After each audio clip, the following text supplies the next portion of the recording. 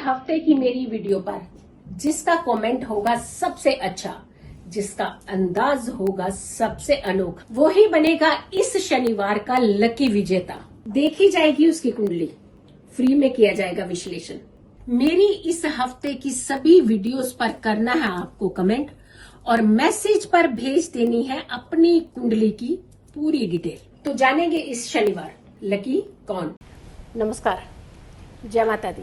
मैं हूं आपकी अपनी लाइफ डिजाइनर आचार्य जीतू सिंह। बात करेंगे कि 160 साल बाद लगभग ये संयोग बना, ये योग बना, यानी लीप ईयर प्लस अधिक मास, पुरुषोत्तम मास जिसे हम कहते हैं, और 4 महीने चतुर्मास के भी चल रहे हैं।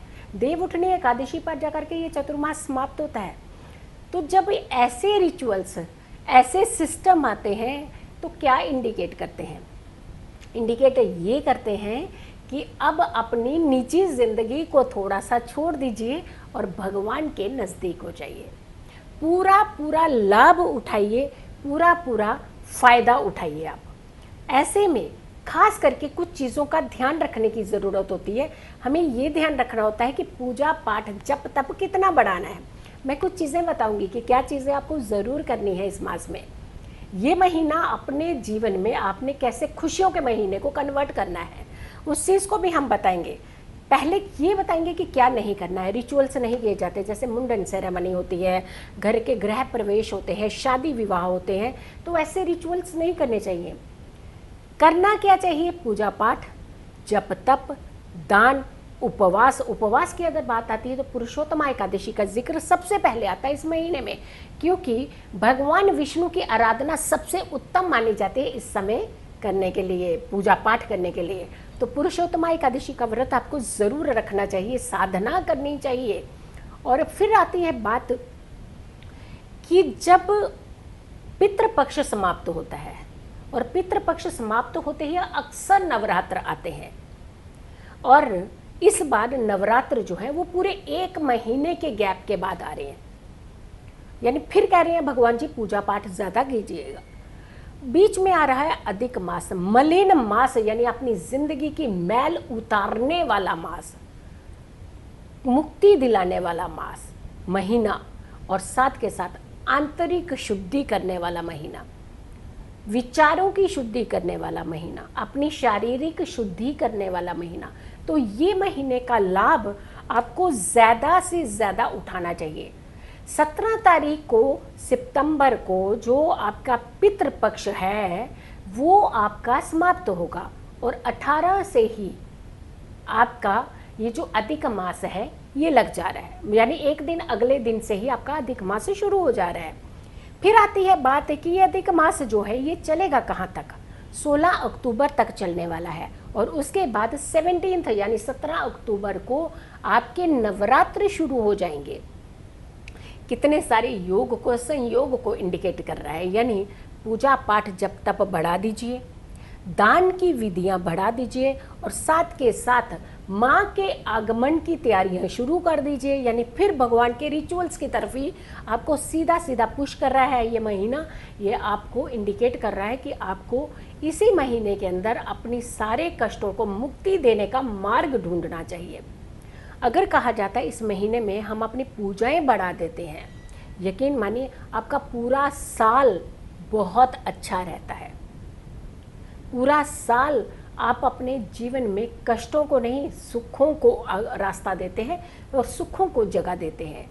धन की वृद्धि होती है, कष्टों से मुक्ति मिलती है, तकलीफ़ों से मुक्ति मिलती है, सुख समृद्धि आती है, और तो और आपको मानसिक शांति मिलती है।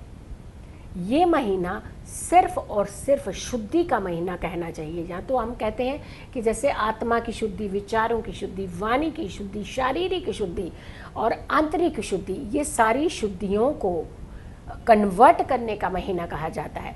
और ऐसे में एक चीज़ का खास करके ध्यान रखना चाहिए कि जैसे ही अमावस्या के अगले दिन नवरात्र शुरू होता है, घट स्थापना का विधि विधान का जो पूरा रिचुअल स्टार्ट होता है, उसमें आपको पूरे रम जाना चाहिए भगवान को मनाने में। ये महीने में कहा जाता है कि अगर आप अपनी पूजा को डबल कर देते हैं, मान लीजिए आप एक समय की पूजा कहते हैं तो उसे 2 समय में कन्वर्ट कर दीजिए। अगर आप 2 समय कहते हैं तो उसे 3 बार में कन्वर्ट कर दीजिए, तो पूजा का समय बढ़ा दीजिए। फिर आती है बात, कहा जाता है कि सुबह 3 माला और शाम को सूर्य अस्त के बाद लगभग 6:30 से 7:30 के बीच में अगर आप भगवान विष्णु के जाप करते हैं बहुत उत्तम माना जाता है। ओम नमो भगवते वासुदेवाय, इस मंत्र का जाप 3 माला सुबह 3 माला शाम करना शुरू कर दीजिए। यकीन मानिए आपके घर में धन की कमी नहीं होगी, सुखों की कमी नहीं होगी, कष्टों को जगह नहीं मिलेगी आपके घर में, आपके जीवन में। आपके जीवन के सारे कष्ट दूर होते हैं। और अन्न के दान का सबसे अच्छा उत्तम महीना भी यही माना जाता है। जितना अन्न का दान करते हैं, अब अन्न के दान की परिभाषा क्या है? हमेशा दान जरूरतमंद को ही देना चाहिए। अन्न हमेशा उसे दीजिए जिससे कि पेट में भूख की जगह है, यानी ऐसे व्यक्तियों को ही अन्न दान ज्यादा देना चाहिए। वो दान सबसे उत्तम दान लगता है। बहुत बड़े बड़े भंडारे आप करा देते हैं और ऐसे लोगों को चीजें आप दे देते हैं जहां आपको वो पहले ही पेट से बहुत भरे हुए हैं, तो वहां दान की जरूरत नहीं होती है। वहां तो आप एक एहसान करने जा रहे हैं उनके ऊपर कि सामने वाले को हमने चीजें दी। लेकिन दान कहाँ लगता है? जहां वाकई ही सामने वाले को उस चीज की बहुत जरूरत आती है। तो दान की प्रक्रिया बढ़ा दीजिए। गायत्री मंत्रों का जाप करना चाहिए, गायत्री अनुष्ठान करने चाहिए। इस समय जितना इन चीज़ों को आप बढ़ाते हैं, जितना इन चीज़ों की तरफ आप अपना रुझान करते हैं, उतना ही कष्टों से दूर होते जाते हैं। इस महीने में खास करके कहा जाता है कि जो सूर्य उदय से पहले का उठ करके स्नान लेते हैं उनके जीवन में कष्ट नहीं होते हैं, शारीरिक कष्ट भी नहीं होते हैं और मानसिक शांति उनके जीवन में बहुत ज़्यादा होती है।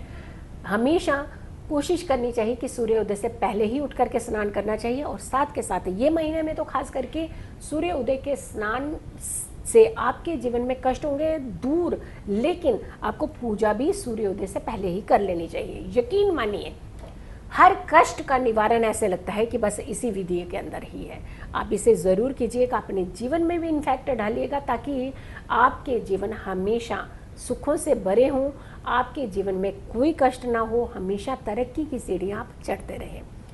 आपको हमेशा अपने जीवन में जब भी जगह देनी है पॉजिटिविटी को ही जगह देनी है।